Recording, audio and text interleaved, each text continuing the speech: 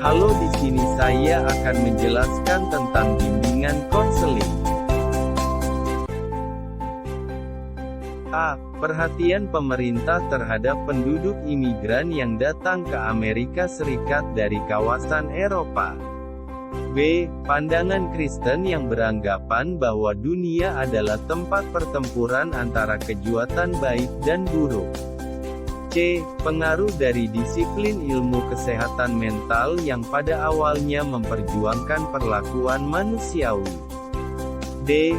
Dampak dari gerakan testing psikologis yang semakin mengembangkan sayapnya dalam membuat instrumen-instrumen berupa tes-tes kepribadian untuk menyeleksi karyawan di berbagai perusahaan.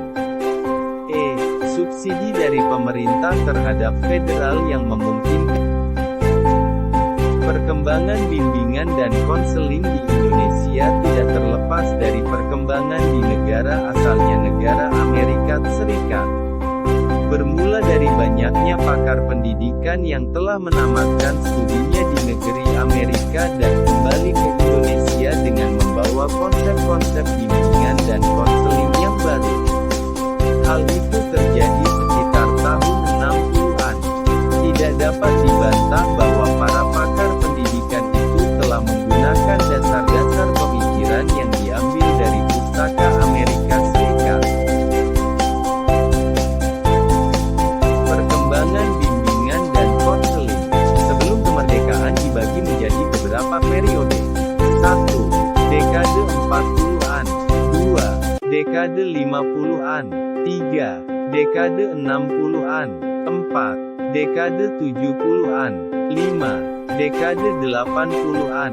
6. Menyongsong era lepas landas.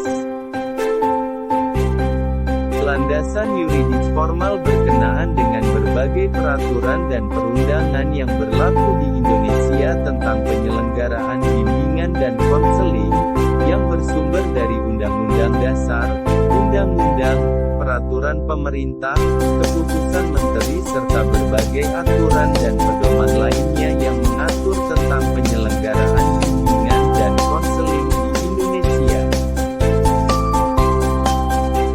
Pengertian bimbingan konseling. Pengertian bimbingan konseling atau yang kemudian disingkat BK, yaitu serangkaian kegiatan berupa bantuan yang dilakukan seorang ahli pada konseling dengan cara tatap muka, baik secara individu atau beberapa orang dengan memberikan pengetahuan tambahan.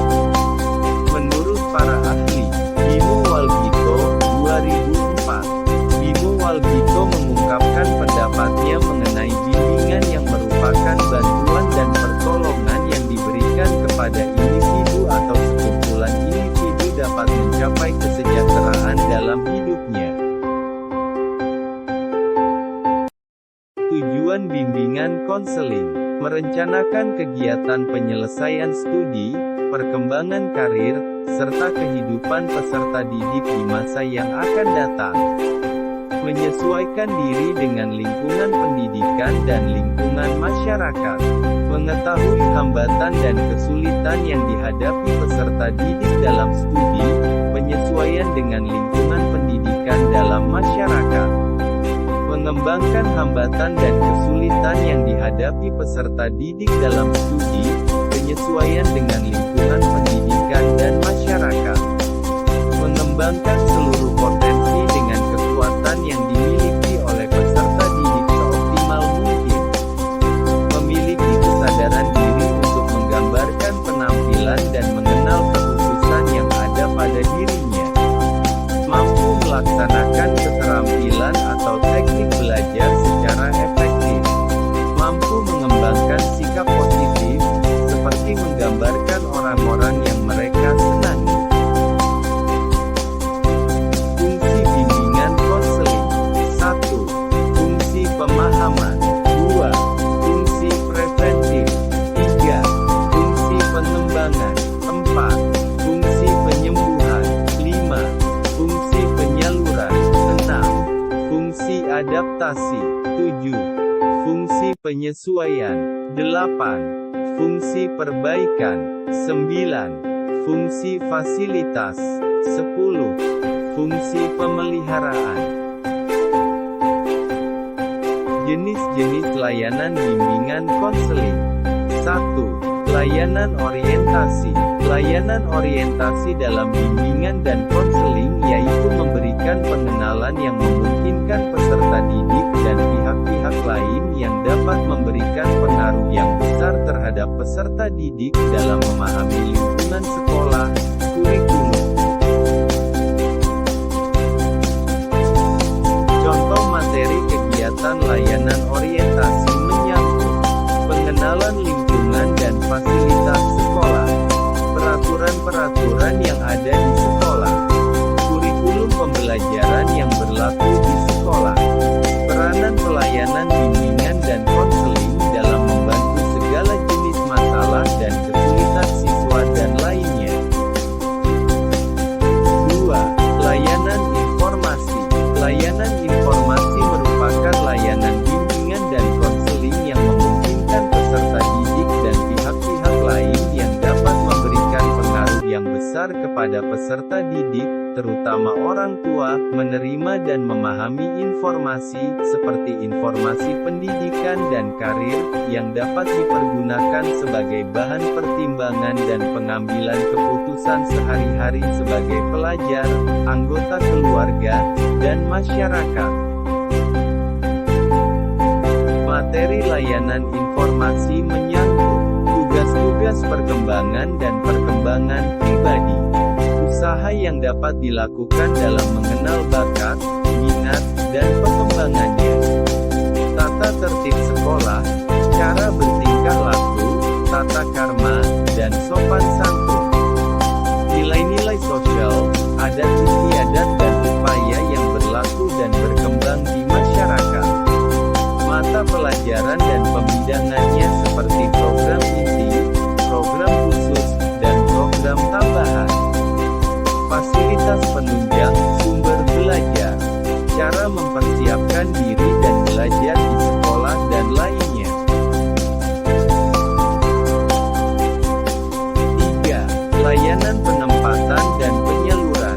Layanan penempatan dan penyaluran bimbingan dan konseling merupakan layanan yang memungkinkan peserta didik dapat memperoleh penempatan dan penyaluran yang tepat, misalnya penempatan penyaluran di dalam kelas, kelompok belajar, jurusan atau program studi, program pilihan, magang, kegiatan kurikuler, ekstrakurikuler sesuai dengan potensi, bakat, dan minat serta kondisi pribadinya.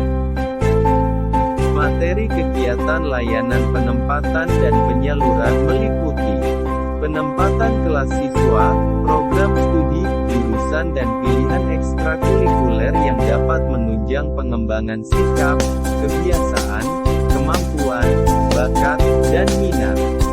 Penempatan dan penyaluran dalam kelompok sebaya, kelompok belajar, dan organisasi kesiswaan serta kegiatan sosial sekolah. Membantu dalam kegiatan program khusus sesuai dengan kebutuhan siswa, baik pengajaran, perbaikan maupun program pengayaan dan seleksi masuk perguruan tinggi melalui jalur PMDK, UMPTN. Menempatkan dan menyalurkan siswa pada kelompok. 4. Layanan bimbingan belajar. Layanan bimbingan belajar merupakan salah satu bentuk layanan yang perlu dan penting diselenggarakan di sekolah. Banyak kegagalan-kegagalan yang dialami siswa dalam belajar tidak selalu disebabkan oleh kebodohan atau rendahnya inteligensi. Sering kegagalan itu terjadi disebabkan karena peserta didik tidak mendapat layanan yang tepat dan sesuai. 5. Layanan konseling perorangan. Layanan konseling perorangan yaitu layanan yang memungkinkan peserta didik konseli mendapat layanan langsung tatap muka secara perorangan dengan guru pembimbing konselor dalam rangka pembahasan dan pengentasan permasalahan pribadi yang dialaminya. 6. Layanan bimbingan kelompok. Layanan bimbingan kelompok adalah layanan bimbingan yang diberikan kepada sekelompok siswa untuk memecahkan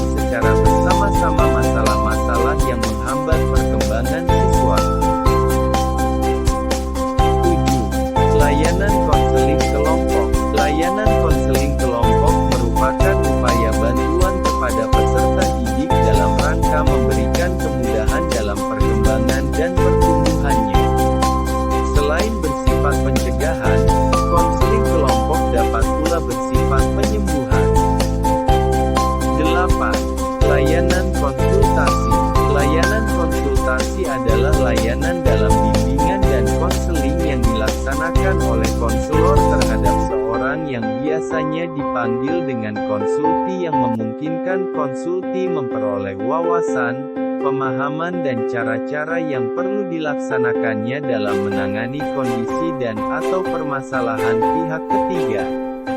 Konsultasi pada dasarnya dilaksanakan secara perorangan dalam format tatap muka antara konsultan dan konsulti.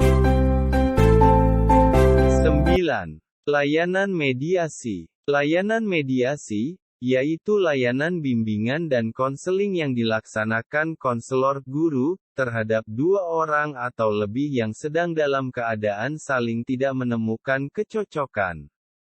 10. Layanan advokasi. Layanan advokasi adalah layanan bimbingan dan konseling yang membantu konseli untuk memperoleh kembali hak-hak dirinya yang tidak diperhatikan dan/atau mendapat perlakuan yang menyalahi hak-haknya.